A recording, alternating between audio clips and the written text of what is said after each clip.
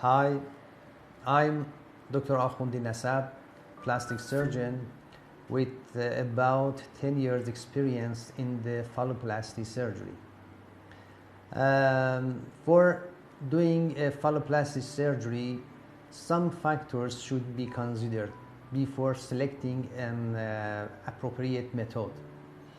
The most important factor for decision the type of the phalloplasty is doing or not doing urinary diversion.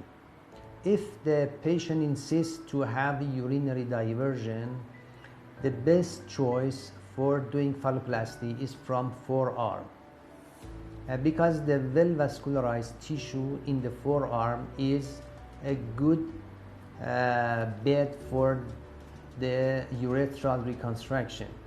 But due to the adverse complication of the urethroplasty, I usually recommend to our patient to not do urethral reconstruction. In our countries, standing urination is not usual, but in foreign countries it may be usual. Thus, it depends on the cultural and social factors in the country that the patient live in.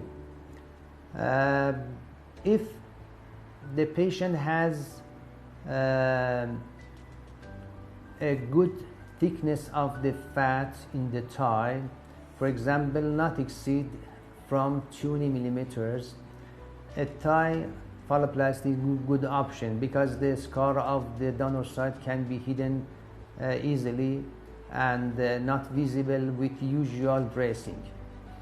Another option for doing phalloplasty is from the leg area that is called fibula phalloplasty. Because of insertion of the bone in the flap, the need for the future insertion of the prosthesis can be omitted, and this is a permanent solution.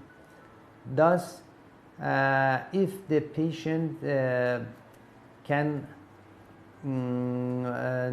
obviate the need for the urethroplasty, I recommend that thigh flap or leg flap is good choices for phalloplasty, and the leg phalloplasty or fibula phalloplasty has a permanent solution for erection of the patients.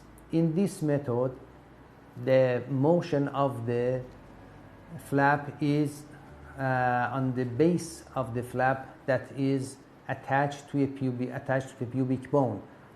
This is a mobile portion, but the flap itself is not bended with force. Thus, I think that the best choice for phalloplasty in the transplant patient is fibula phalloplasty.